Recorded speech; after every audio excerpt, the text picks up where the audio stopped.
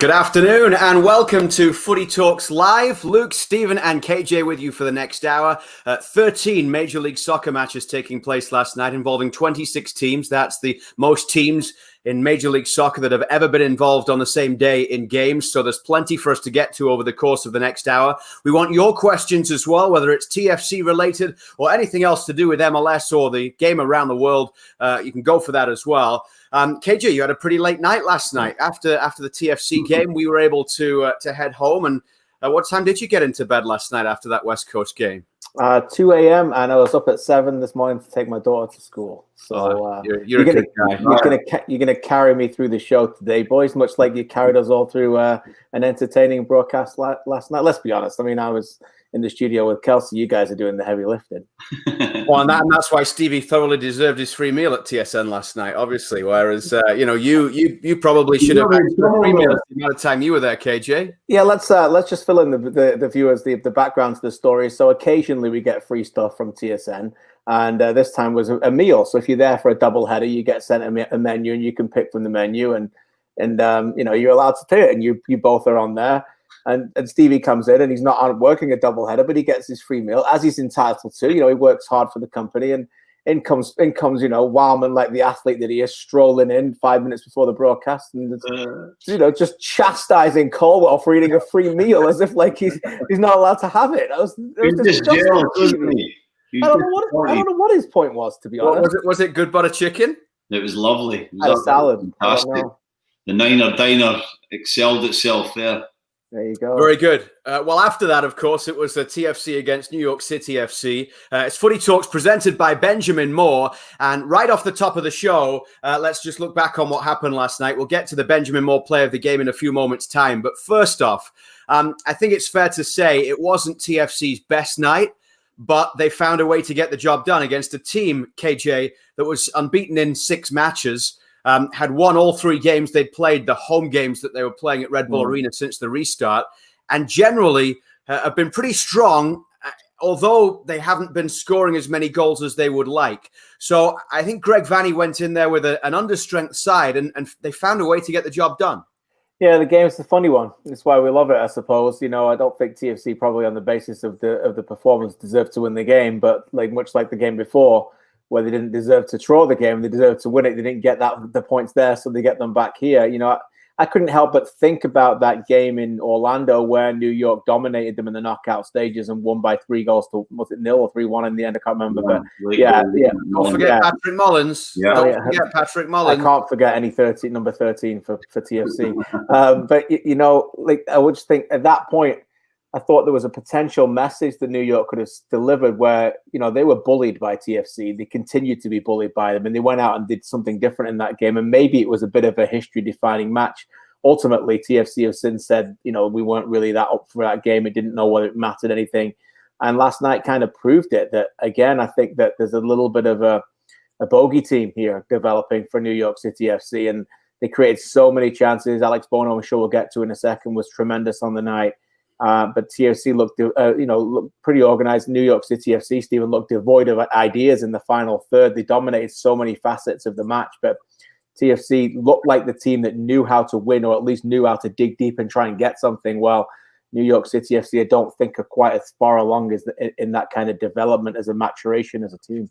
Yeah, they were lacking some serious confidence in front of goal. Everything was good for New York City till it came to their box, or TFC's box, and the last final pass or final finish just was never quite the quality needed to break TFC down. I think it was unusual and interesting, KJ, because of that game in Orlando where TFC more often than not play the role of the hunters, don't they? They go, they're the aggressors, they take the game to the opposition. They did the same in Orlando, and they got caught on the night by a really good New York City side who were on the front foot, pressed them well, stifled them, and really dominated the game, scored the goals at the right times, and embarrassed them a little bit. And so I think that there was a little bit of that coming into this game for Greg Vanney's men, and they were reluctant to allow that same game plan to happen. So we saw a more direct TFC, we saw a different formation, we saw a TFC playing the role of the hunted in a sense for once, and just kind of sitting in, absorbing pressure and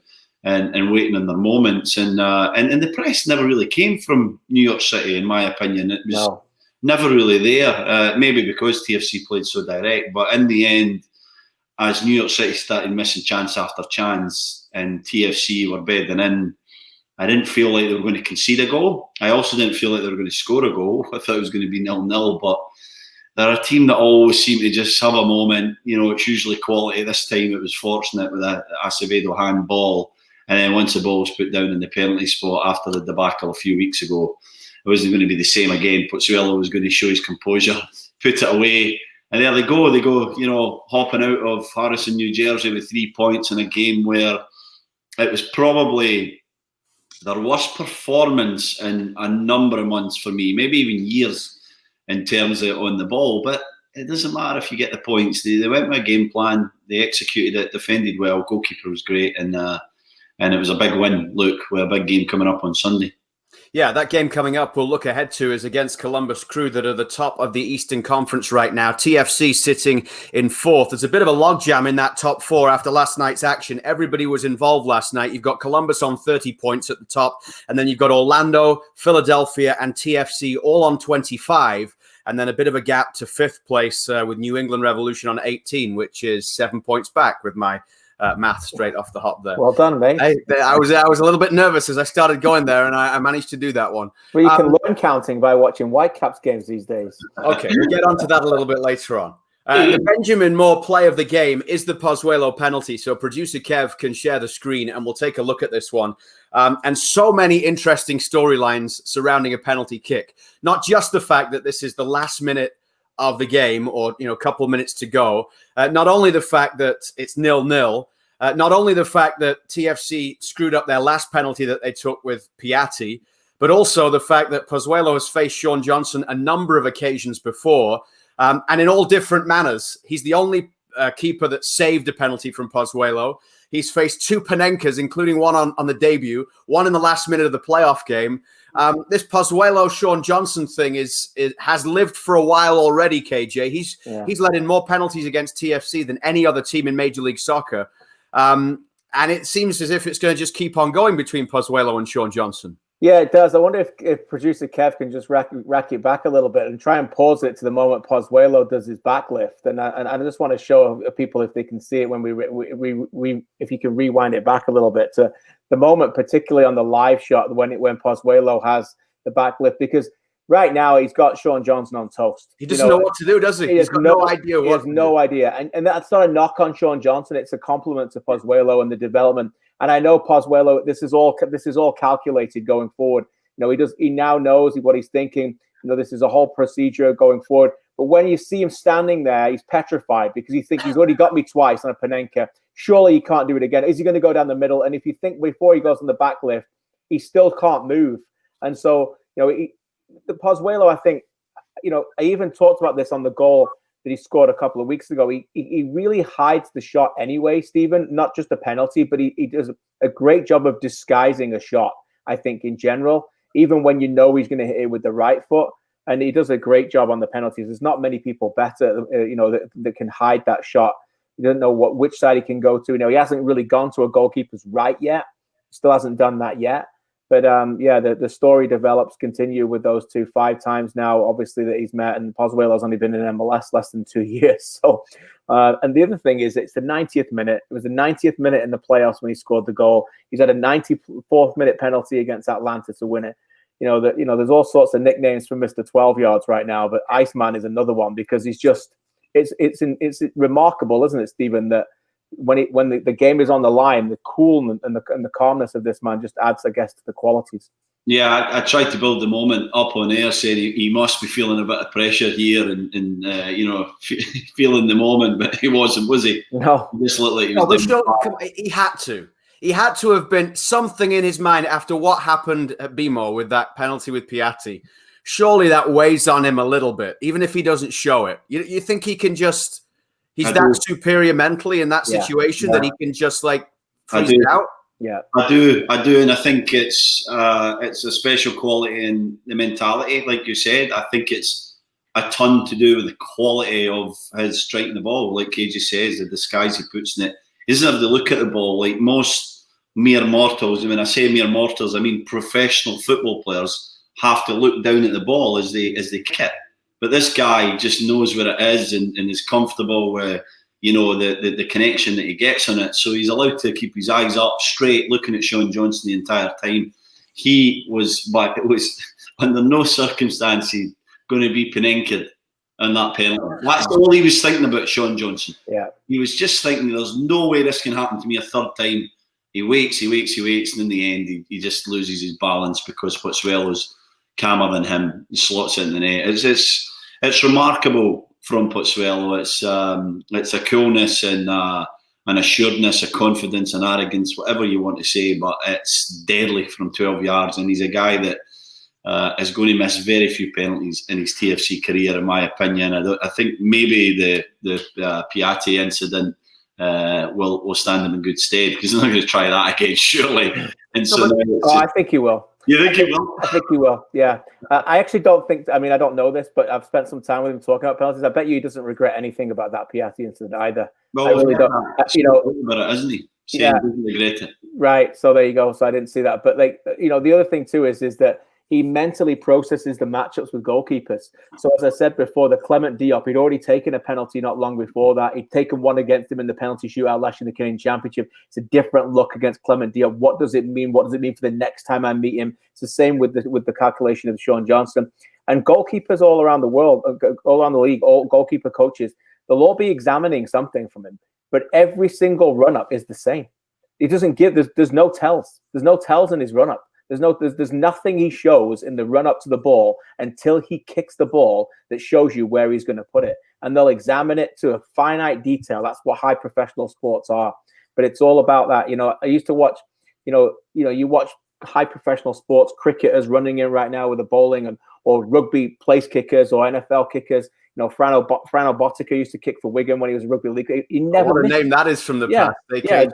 No one's heard of him, but you're probably watching this today. Johnny Wilkinson, who won a World Cup for England. It's about the by perfect design, exactly the way they build up to strike the ball, exactly right away, every single time, the same every time. And he's got that down to a T. And even the greatest penalties in the world right now, the penalty takers in the world, you think about them, Hazard, whoever it is, they don't necessarily have that. They still have a little bit of a difference in the build-up. But Pozuelo, 10 penalties in MLS, and I haven't seen anything different in his run-up so far.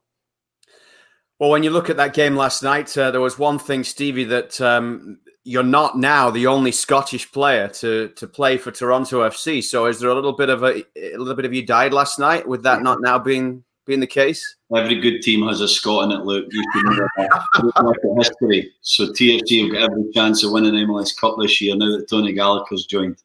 What did you think of him coming in last night? And last night was exactly the sort of night that Greg Vanney brought him here for. A busy week. You've got 3 games. What doesn't want to ride Justin Morrow all game, every game? You've got Auro still out injured, so Larea can't come across.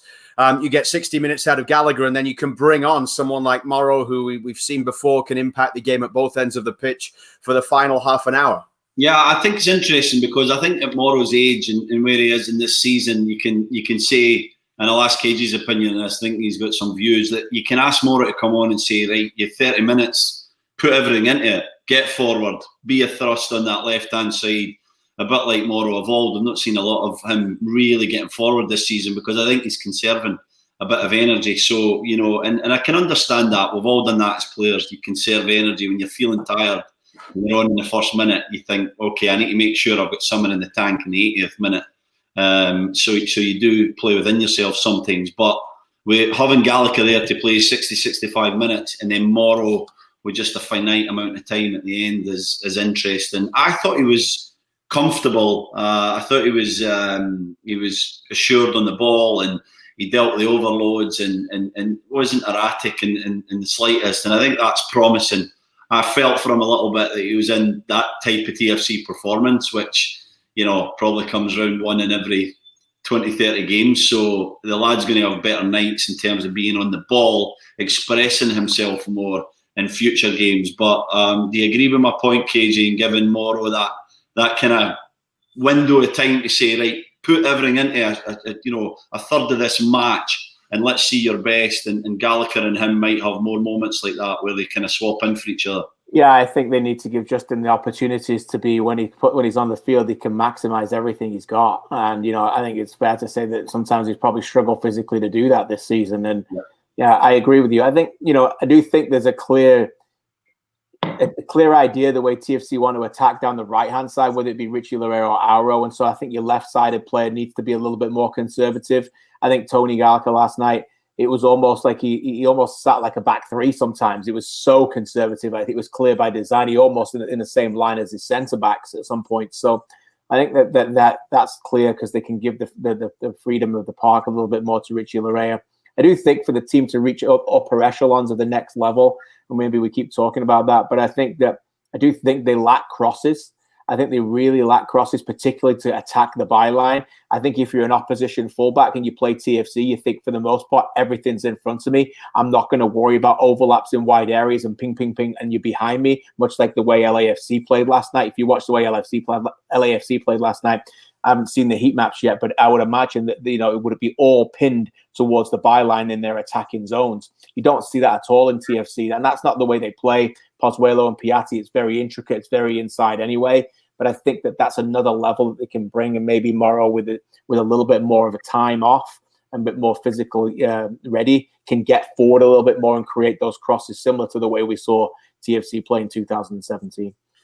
So just on last night, we talk about Justin Morrow getting a rest. The other player to get a rest was Quentin Westberg and Alex Bono coming in. And we've had Alex Bono on this show back in, I think it was back in when he played at Disney and got the 0-0 draw there against New England Revolution. He came on just after that, and we talked with him about, how difficult it is for a goalkeeper, especially, someone like him who is an MLS Cup winner. He was the man that was there when TFC went and won it all in 2017.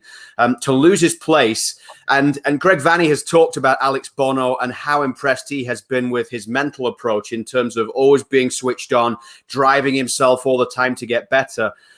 It's clear that Quentin Westberg is the number one goalkeeper right now. The choice that Greg Vanney has made, the way he wants to play out from the back, and Westberg has that ability. But TFC right now, and we saw it again last night, and Alex Bono deserves immense amount of credit for this, KJ, that he is able to come in a second start of the season, perform like that. There was one where he came across, tried to punch, didn't quite get there, but that was probably the only misstep all night that he made. They've got two number one goalkeepers, haven't they? Really? Yeah, they have got two number one goalkeepers. And I just wonder how long that can continue. And yes, they'd love to have Alex Bono as their backup. He's a great backup. But at what point does Alex Bono have to say, and he went to the championship to Barnsley in the offseason, didn't he, last January, to train there. But at what point does he have to say, I'm better than this? Now is the point. Now's the time. And I think he already knows it. I think obviously he's not going to go into Ali Curtis in the middle of a playoff push and start to say, I've got to move. But I think Alex would admit that he's a very different goalkeeper and a very different young man than he was 12 months ago. I think he would admit that the chances have been, I don't think he's not been given enough chances to play, but that's obviously the unfortunate nature of being a backup goalkeeper where you are contending for one position. I think it's clear that he was waiting for an opportunity to prove to the rest of the league and maybe to himself again that he can go out there and do that on a consistent basis. And last night's 90-minute canvas was blank, and he went out there and it was an artist, and he painted an absolute perfect picture of the way that he can develop as a goalkeeper in Major League Soccer. And there's a lot of teams out there in MLS right now who have goalkeepers who aren't as good as Alex Bono. And they're looking at that going, okay, if you're not going to play him, we're going to get him. And I think Alex Bono has to cause that conversation to happen in the offseason for Toronto FC. He's 26 now. He's reaching the prime. He's better goalkeeper now than he was when he won MLS Cup. He may not be better in the eyes of Toronto FC than Quentin Westberg. And if that's the case, the fair thing to do would be to say, okay, well, we can have a good acquisition here, get some allocation money back or whatever it is and return it and give him the chance to go ahead and play, because he has to play, Stephen. And I think as the evidence showed last night, that he's a more than capable player of playing in this level. And, I think not only as a goalkeeper, but I think as a true leader, as a good example of a good person, he would be an outstanding asset to many MLS clubs. Yeah, I completely agree with that. I think that he is a starting goalkeeper in MLS. I think that he was rocked by the fact that he was, in a sense, discarded by TFC and Greg Vanney for Westberg, and he didn't get as many opportunities. I think the collateral he had built up, and I know he was having a rocky time when Westberg came in, but I think the decision was made really quickly that Westberg was number one and Bono would have very limited opportunities. And mentally, that really weighed on the lad. I think that his performance has dipped, his training potentially dipped, and you saw a goalkeeper who was struggling to work out who he was, what his identity was, and how he could get his career back on track.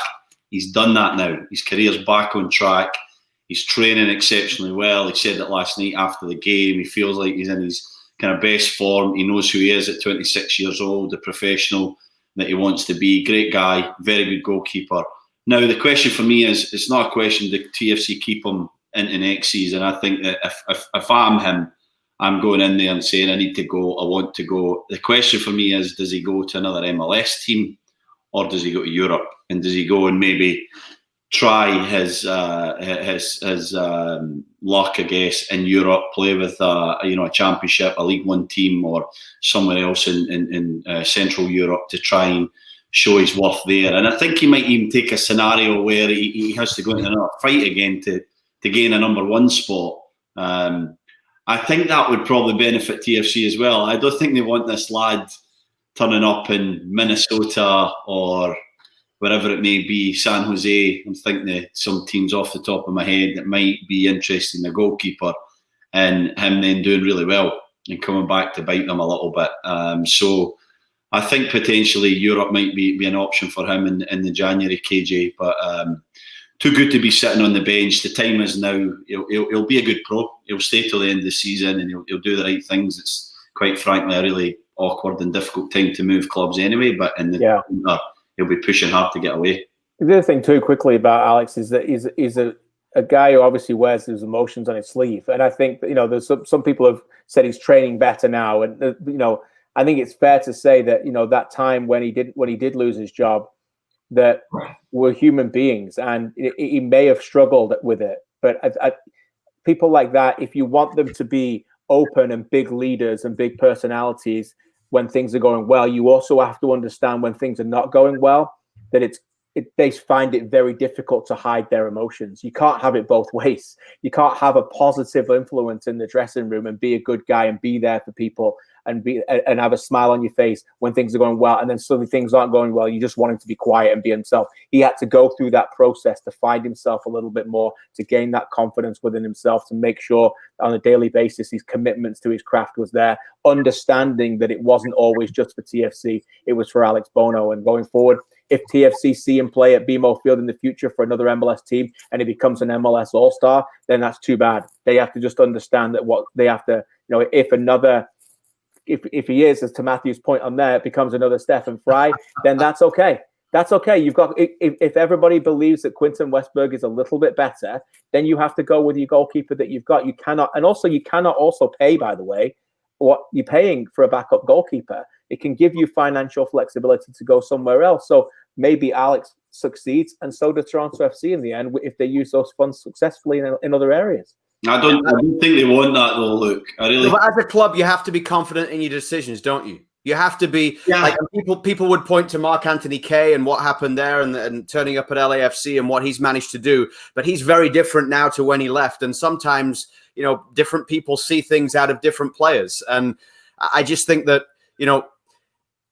as KJ says, in a salary cap league, there aren't many MLS teams that are able to have two number one standard goalkeepers in Major League Soccer, and at some point they're going to have to let him advance his career, aren't they? Yeah, but well, the other question is, will Alex Bono ever have the real true profile of what Greg Vanney's looking for in a goalkeeper? Probably not, because his feet are getting better, but he's not going to spray the ball about like Westberg. He's not going to play the passes that Westberg plays, and that seems to be high up the list of what Greg Vanney wants in a goalkeeper. So to that point, Luke, then maybe it is to let the lad go. And Stephen Fry can't do that either, by the way. He's not got the Westberg ability. And so people leave football clubs for the right reasons in terms of what identity the manager sees the club playing in, and they may go on to have brilliant careers and they may develop, and sometimes that happens. I think it happens to the best clubs in the world, and in TFC it's happened to them for sure. Mark Anthony Kaye is a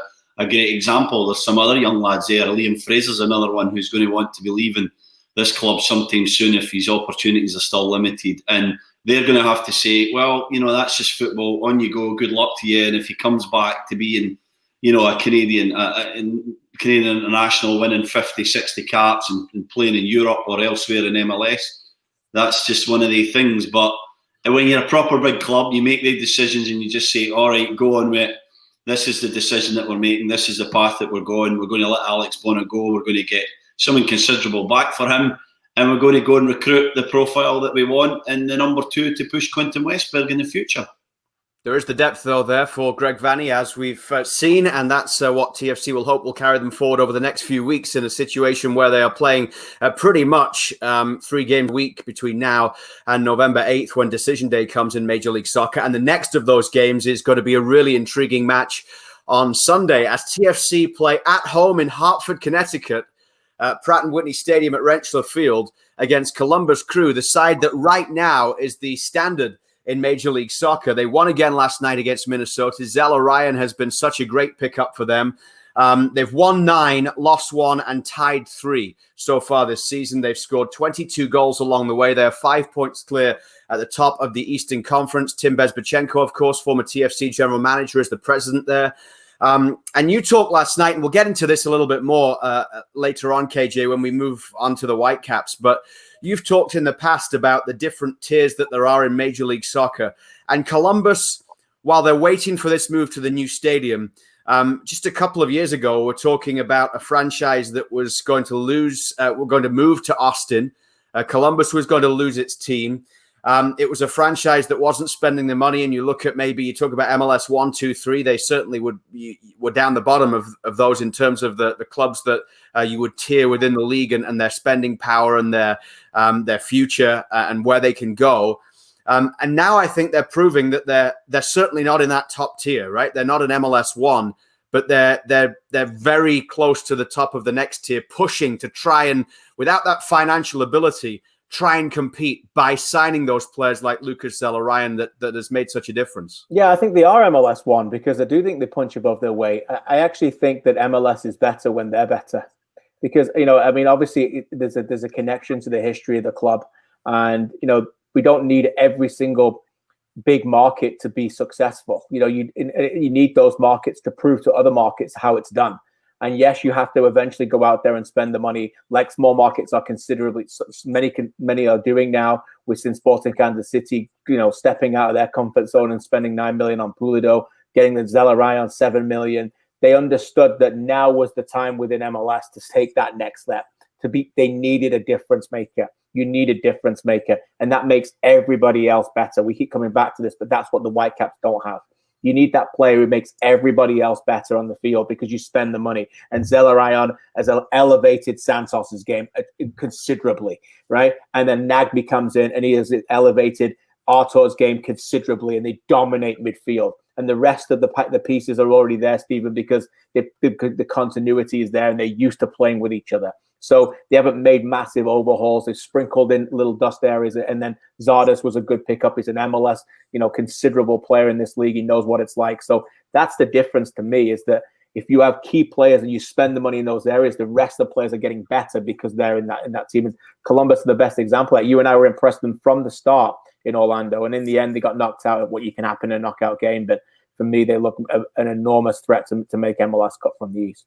Yeah, I agree. I think they're the best team in the East at the moment. They're putting everything together. They've recruited tremendously well. Tim Bezbatchenko deserves a lot of credit for that. The way that he's taken that money, and it's one thing having money; it's another thing spending it well. Getting it right. The DP is such a critical position in MLS, and Zella Ryan's been absolutely terrific. But I also think it's the pickup in Nagby, the trade to get Nagby.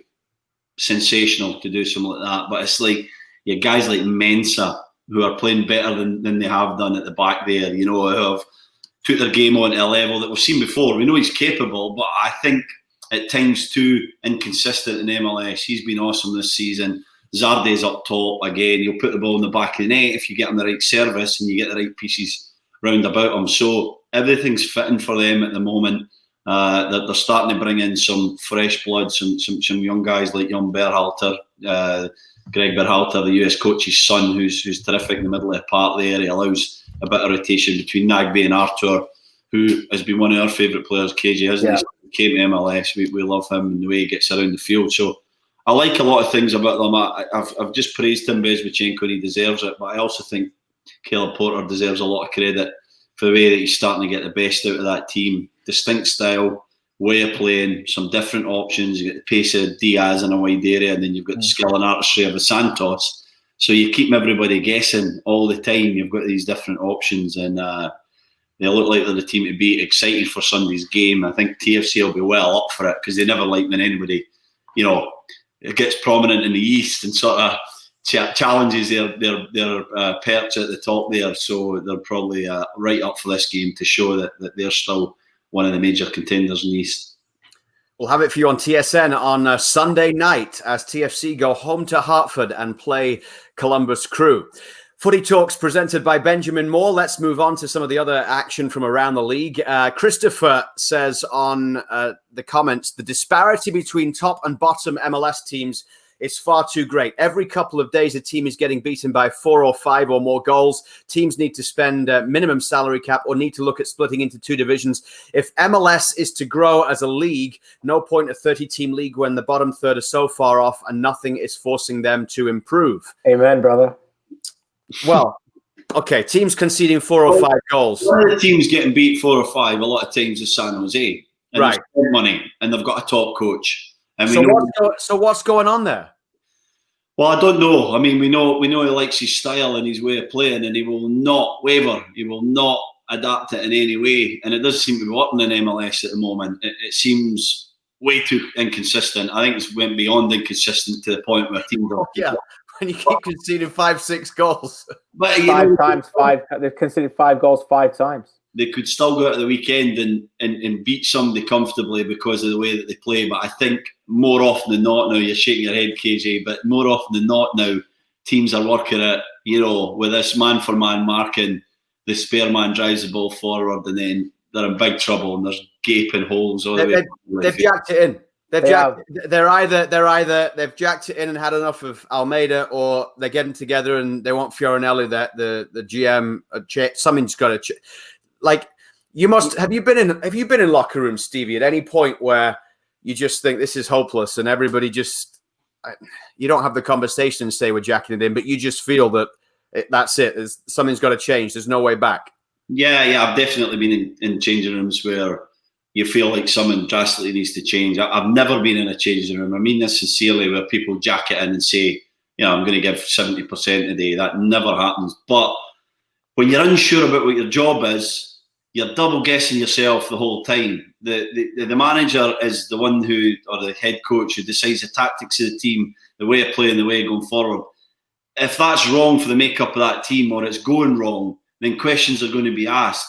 And what then happens is, if you've got no real leadership or togetherness within that changing room, guys then decide, well, I know the best way to play, and I know the best way to play, and then there's 3 or 4 options in there about what you should be doing as a team, and it just causes this rot, this indecision, this apathy, I guess, within a squad and within a group of players, and it's probably happening there. And there's only one man that can fix it, and that's Matias Almeida, and he's going to have to be a big man to fix it. He's going to have to either come up with the answers, like these days, players ask the coaches always, well, why am I doing this? And if you're hesitant, you don't have the answer to that why, you're in toast, you're in big trouble, So he needs to find the answers, or he needs to get these guys in the room and say, okay, we're going to change, what do you want? And I don't know if he's capable of that, KJ, saying, let's change, what do you want? I just think he's going to be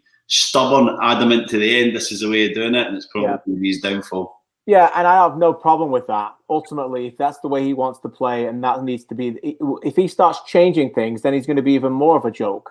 And he's even going to be even more questioning himself for the next job. He's obviously got to look at himself as a manager, as a leader, and stick to his styles. And what may not work at San Jose anymore may work perfectly the next time. The guy's not a chump. He won a Champions League.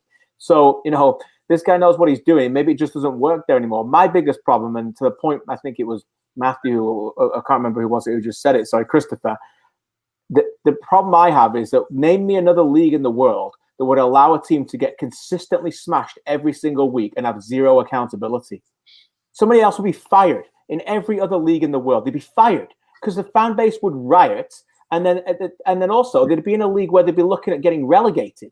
And that's the problem in this league, is there's zero accountability for failure consistently at time and time again. That's the biggest problem. So, okay, they're not going to make the playoffs again. They're not going to make the playoffs. Okay, well, next year maybe you'll make it. They're not going to make the playoffs. 10 teams make the playoffs. And they're not going to make the playoffs. And still people are going to keep the jobs. I don't want people to lose their jobs, but you have to have accountability in this league. It's what's going to push MLS going forward. It's what's going to drive the success of the league, the quality on the field. I don't want to see complacency. I understand we're in the middle of a global pandemic. I understand these teams are traveling from one state to another, from incredible weather conditions to another, the same day. I get the fatigue. I get it. We're evaluating all of that. And it's really difficult. And we're all so thankful that everybody has put up the effort to get there and have these leagues that are going on that we can talk about it. I fully understand all of that. And you have to evaluate them very differently. But I do believe that complacency can set in. I think it's the reason why even the team that we talk about on this show more than others sometimes might concede goals late. Are they really thinking they need to win that game? Is it desperate?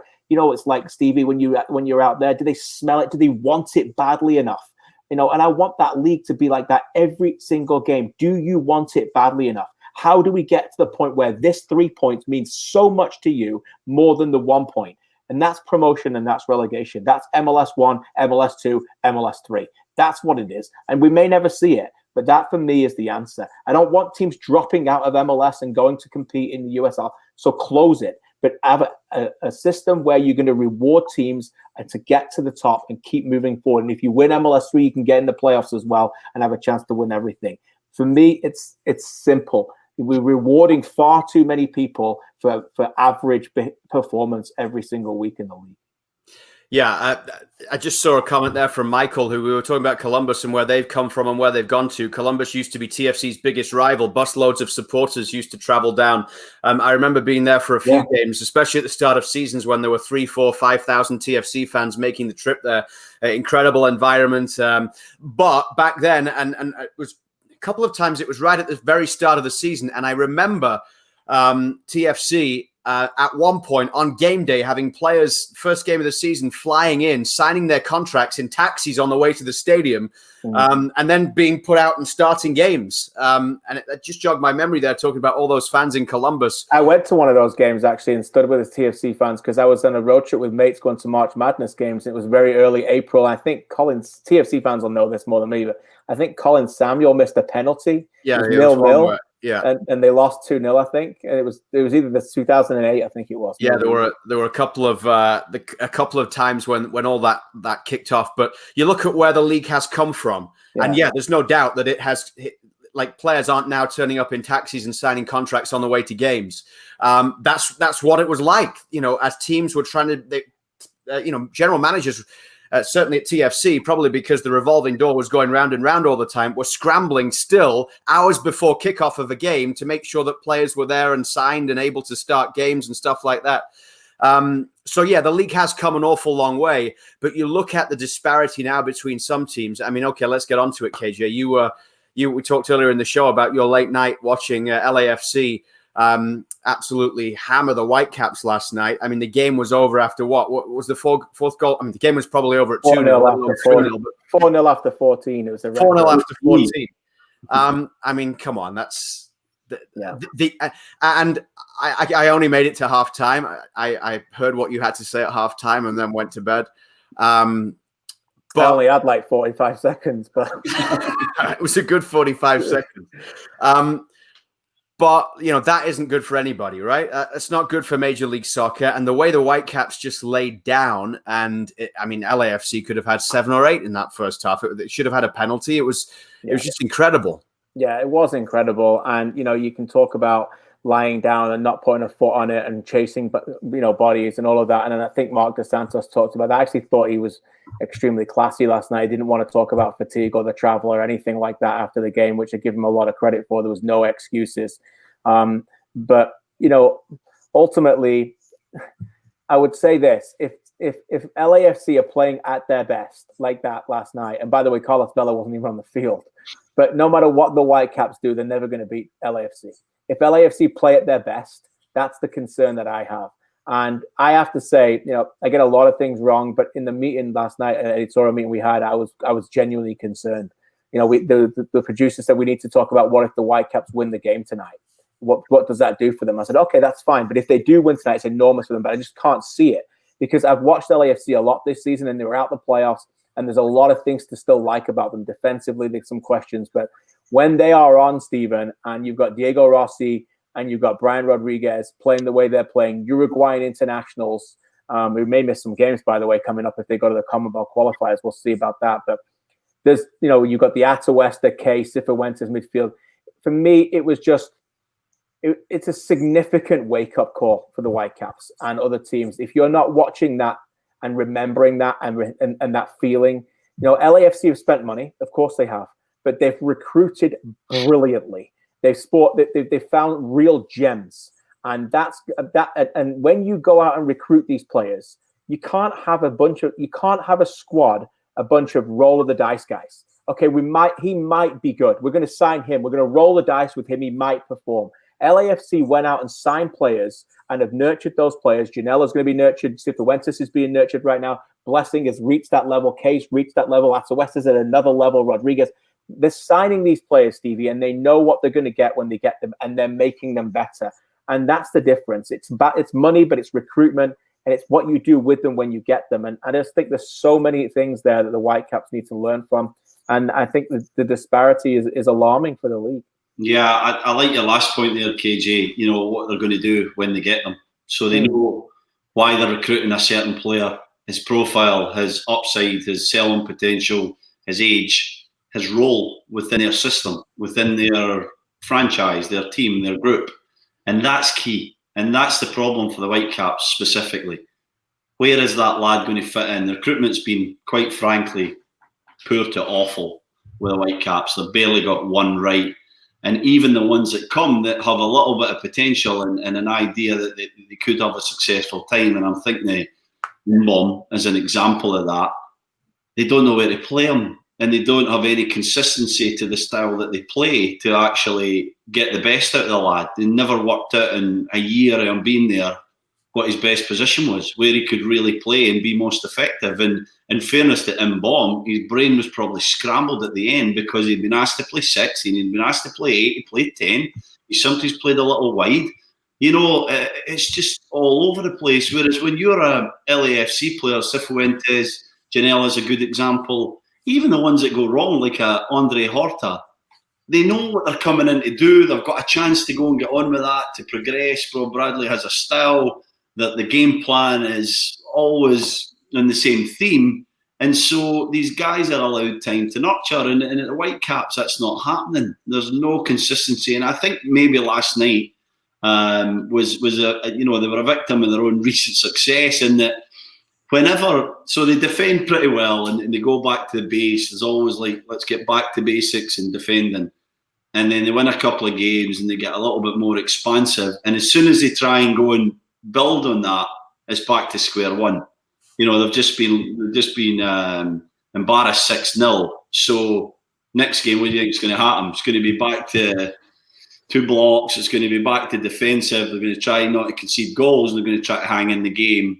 And come out with a positive result. And it always seems to be 1 step forward, 2 steps back for them at the moment. So there's so many things to work on. There's so many things that need to happen at that football club before they even get on the path to success. Never mind anywhere near a team like a Seattle or an LAFC.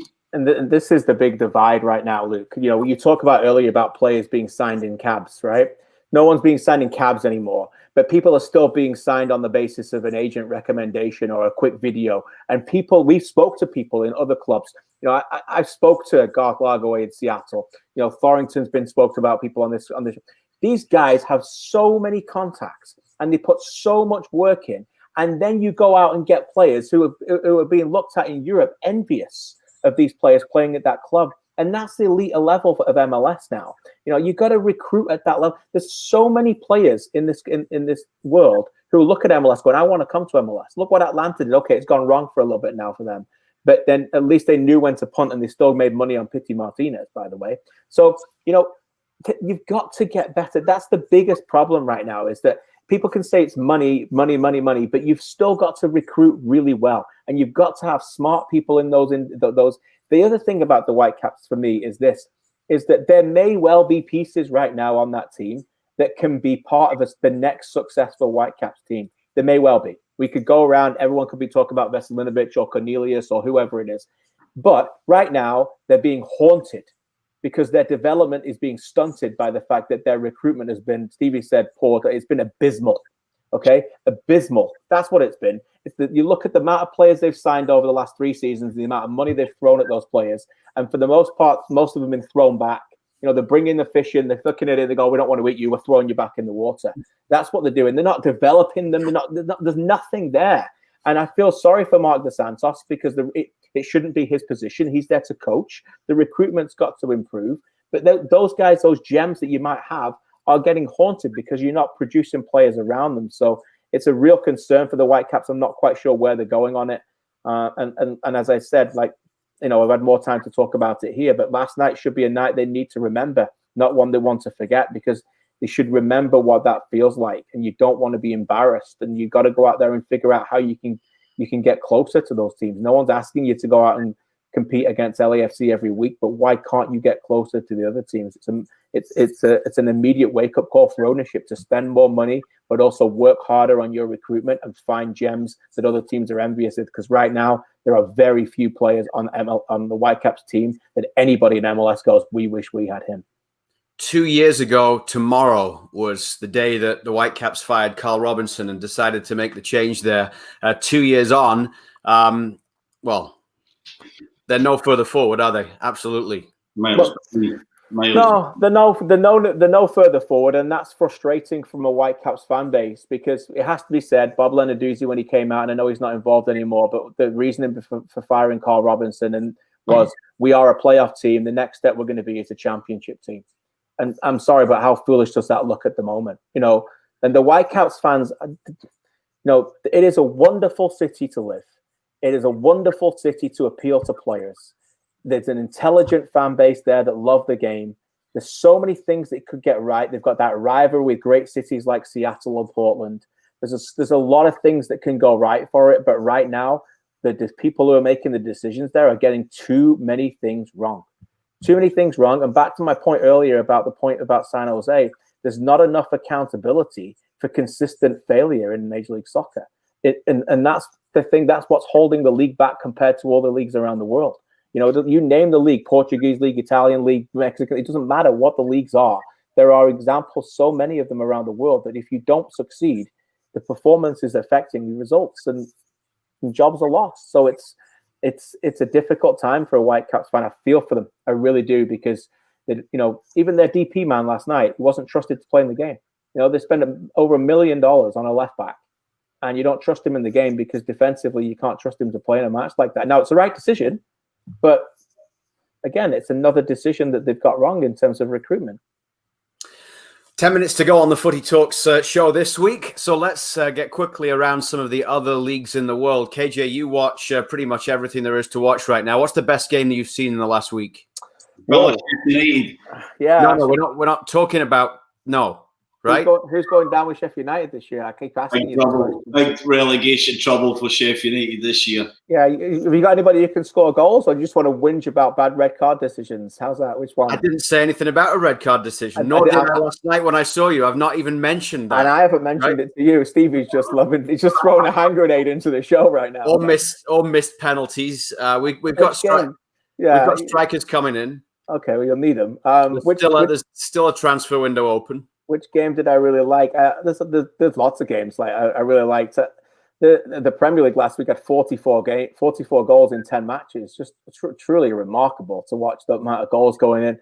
We had a question earlier about Everton. I think I really enjoy watching Everton at the moment. There it is right there from Luke.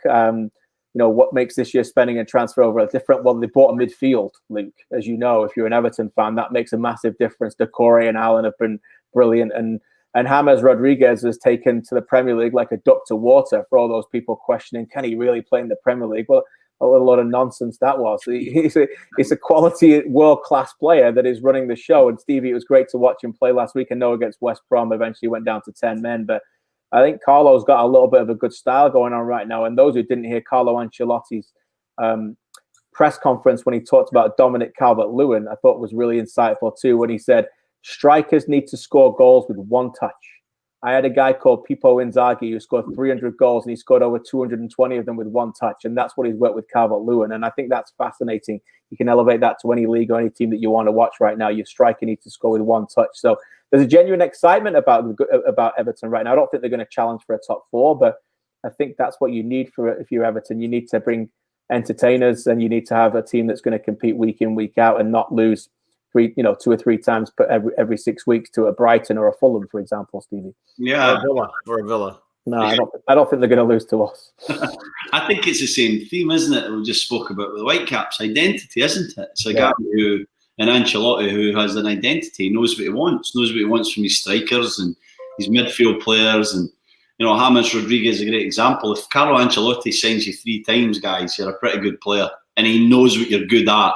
So what he's going to do is he's going to allow the lad to excel by asking him to do the things that he's really good at. His goal's a great example of that. I was speaking with my brother Gary and I said, if they can get him into that position 40 times in a season, he's going to score 15 to 20 goals. He just does not miss when he gets the ball in a bit of space 20 yards out. And so that's the key, like, as your identity, to get this guy, play off the wide area, but drift in at the right times when the space appears, and get the ball into him, get it into wide areas, get crosses in to Calvert-Lewin. He's going to score 15 to 20 goals if they get crosses into him. Richarlison's your gem moving around the field. The one area, or 2 areas I should say, where I think they've still got problems is centre-half and goalkeeper. I still don't believe that they have guys consistent enough to get them into the top 4 in their positions. But guess what? When he gets another window, that's probably the position he's going to look at and he's going to strengthen. And the value in having a world-class manager like that, a guy who's been there and done it at the best teams in the world, and he brings that big-time mentality to a club like Everton, is immeasurable. You cannot put it into words how important somebody like that is to the football club. So I'm excited to see how they go this season as well, KJ. I still think they'll lose goals and lose games, but I really think the 2 guys we mentioned there, James Rodriguez and Dominic Calvert-Lewin, will be roaring successes. One of my favourite games was Liverpool, Chelsea. I know there was a man sent off, but I thought that Liverpool showed a different style to what we're accustomed to with them. It was less energy, less kind of vertical football and more control. I'm sure Thiago played a major part in that control, and I think that as they move forward with him in the middle of the park, they are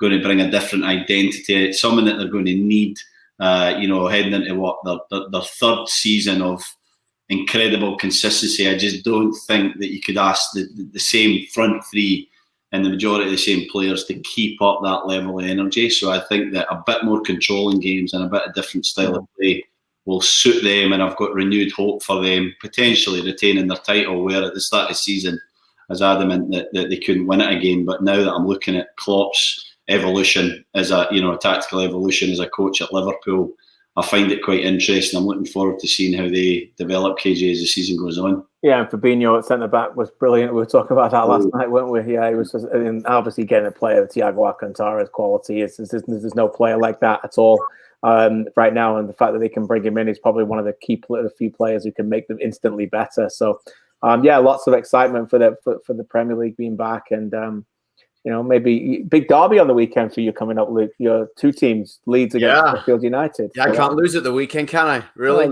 Well, I mean, if you're a Blades fan, you would say that you could lose if you desperately need the points. But even again at the weekend, Leeds beating Fulham 4-3. Marcelo Bielsa's goal fest continues. And then I saw a bit of the Spurs game against Southampton. That's a crazy match. Yeah. Crazy match. And we got a question there from Michael saying, what will Gareth Bale's return do for Tottenham? You know what? I've loved seeing, and I haven't watched the whole thing yet because anyway, doesn't matter. But I've seen some clips on YouTube of the Amazon Prime. I've watched it all. You've got to watch it. Good documentary, right? Really good. Well, I've got to pay money to get it, and anyway, doesn't matter. No. You won't be seeing it then. We don't need to get into it now, but I'm already paying, but I don't know what the login is, and I can't get in touch with. And anyway, it doesn't matter. Sound like Stevie trying to get into his work email. There are two things that are certain in life. One is that Stevie will turn up and say, "I need computer assistance" every time we do any kind of show at TSN. I've forgotten my password is. And the other thing is that about 90 seconds before this show's about to start, he'll send an email or a message saying, "Can someone send me the link, please? Because I haven't got it. I can't find it." We have to add another one that you two don't know about. But when you guys call the game and you go and you throw back at halftime, coming up next, Kelsey and KJ, we always hear Stevie put his headphones down. Is that right? Every time on the air. Because we're so desperate to get off for a cup of tea. Yeah, exactly. By the way, so you haven't seen it yet, Luke. I haven't seen it yet, but we were talking a little bit about it earlier in terms of conversations between managers and players and the way you approach situations like that, and TFC having to have a conversation with someone like an Alex Bono and tell him his place and all that sort of thing. Some fascinating insight into some of the conversations that are being had between players and Jose Mourinho, and just how I think was it Danny Rose that was in there having a conversation with Mourinho, and it seemed to go wrong quite quickly in terms of, if you've got a manager who is such a big personality and a player who's such a big personality, things can go off the rails quite quickly, Stevie, in terms of those conversations that you have. You must have been in a few situations like that where you're having to, you've either got to tread carefully around the manager, or, sometimes you can have that relationship with the manager where everything's open and honest, and you can have those frank discussions without it hurting you. Yeah, I think it's down to your personal relationship with a manager. It's something that can be built up over time. But the key that I want to bring up here, and I noticed from Mourinho's chat with Danny Rose, is that the player comes in emotional, right? You don't go see the manager when you're scoring hat-tricks and you're playing well, because it's fine, you're playing. You go and see the manager when you're out of the team, and you have this idea of why you should be in the team, and you think you're right. Of course you have to. You need that confidence. And he obviously picks the best 11 that he sees fit. And so the player comes in emotional, and the manager can't tackle that with emotional, KJ. The manager needs to be calm. He needs to be direct, and he needs to be clear in why he made these decisions. And it was a masterclass from another world-class manager and how to get your point over. Like, he was pretty to the point in terms of why he wasn't playing, but he never lost his cool. He kept his emotion.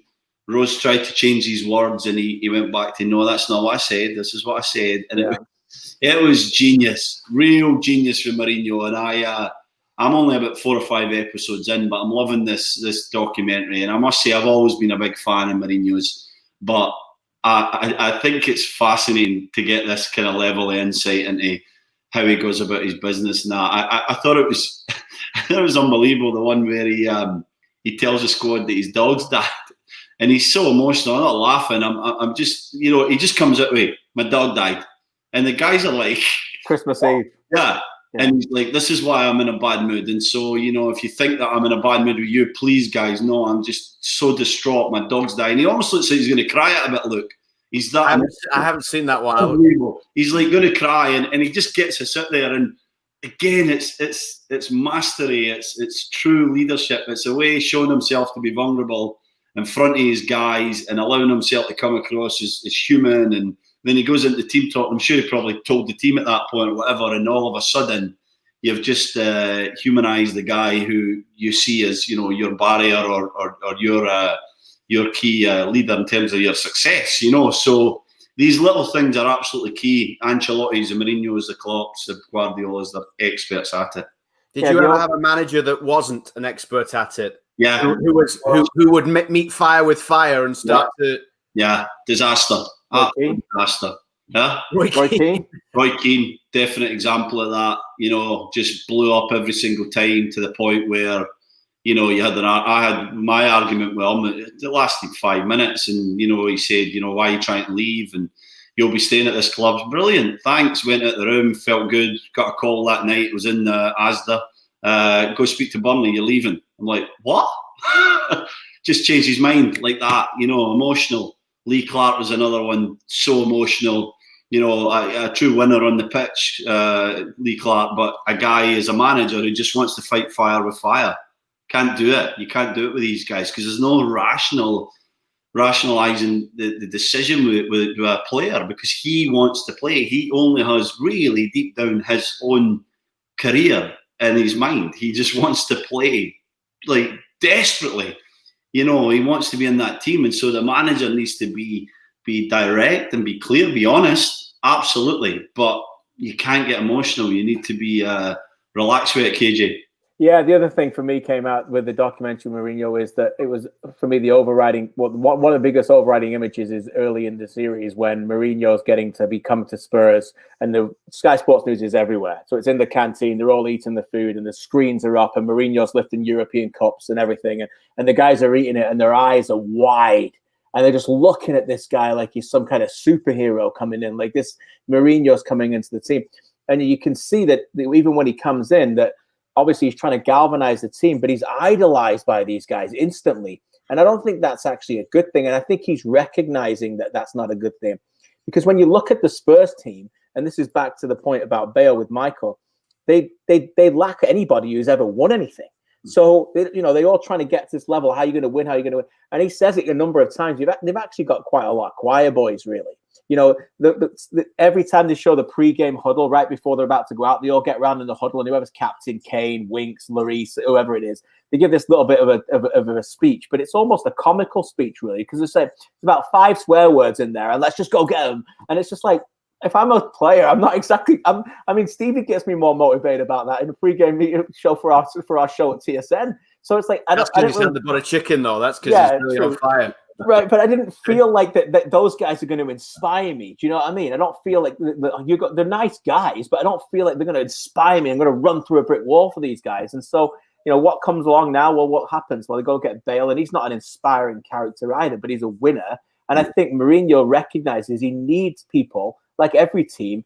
You need your marshals in that place to do your work for you as well. You need leadership people away from you to set that up. And as much as Kane and those guys, his captain, I'm not sure that those guys are doing that. They're quiet leaders, and I think that might be the next step for Spurs. That's what I got out of it. Dele Alli still making baked beans in his microwave. That, you probably haven't seen that yet, Stevie. I think that's on episode 7 or something. Yeah. So, picking his favorite chocolate bars, and now he's obviously a terrible trainer and he's out the team, so he's not one to be trusted. So there's a lot of things to like out of the show. It's a good show. It's obviously those things when you can see them behind the walls, the fly on the wall documentaries. It's fascinating, but the way they idolized the guy, I thought was really striking from my point of view as well. But yeah, you need to pay for it, Luke. You've sold it to me. Instead of watching Schitt's Creek 5 episodes on Netflix each night now this week, I'm gonna try and get my second Amazon Prime account now and see. Yeah, I've never seen this Schitt's Creek. Is it good? No, I hadn't until the other night when it won the awards, and I've started watching it. It is pretty good, yes. I've got sports on in my house all the time. My son's sports mad, watching the Indian Premier League this morning. The cricket's going on.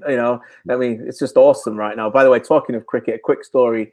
The great Dean Jones passed away today. I saw that, yeah. Yeah, tragic. I mean, I've got my cricket bats behind me for anyone who's watching. A quick story about Dean Jones. So Dean Jones was an Australian cricketer, passed away from a serious heart attack by all accounts today in India, where he was commentating on the Indian Premier League. In 1989, in the Ashes series in England, the Australian team were in England, and it was raining at Edgbaston Cricket Ground, and Dean Jones saw a little boy with a pen and a tour guide wanting to get some Australian cricket autographs, and came out and took that little boy's pen and book and took it into the dressing room and got all the Australian players to sign it. Came out and said to that little boy, one player's not there right now. Are you back tomorrow? And I said, yes, I'll be here tomorrow. He goes, I'll come find you tomorrow and I'll take it back in and I'll go get that player. And Dean Jones came back out and got that. And that little boy was me. And I've never, ever forgot it. And he was always my favorite player, an elegant player. And, you know, God rest his soul. Never forgot him. And, yeah, sad day today to see him pass away at the, you know, he had a fantastic innings in cricket, but 59 is no innings for anybody in life. And people here probably don't get it, but a day at the cricket was like incomparable. Just going, and you could spend all day. Obviously, you've got your lunch, you've got your dinner that you're going to eat while you're at the cricket. You know, people here would say, "Wow, this thing goes on for all day and all night, and like following day as well." But like Yorkshire used to come and play in Abbeydale in Sheffield. They'd play a few home games per season there, and Derbyshire would play at Queen's Park in Chesterfield. So I was sort of in Dronfield, which was in between those two places. So every time there was a county match, you'd go and sit there. You know, you'd be there for the whole of the play. But there are certain points during the day where you would get up, you can walk around, you can look for players, you can get autographs. You know, the ball cup, some guy standing near the boundary, he'll come and he'll take sign an autograph for you, that sort of thing. It was just like great days, right? Great days. And it's I don't watch anywhere near as much now of cricket as I used to. I was a wicket keeper.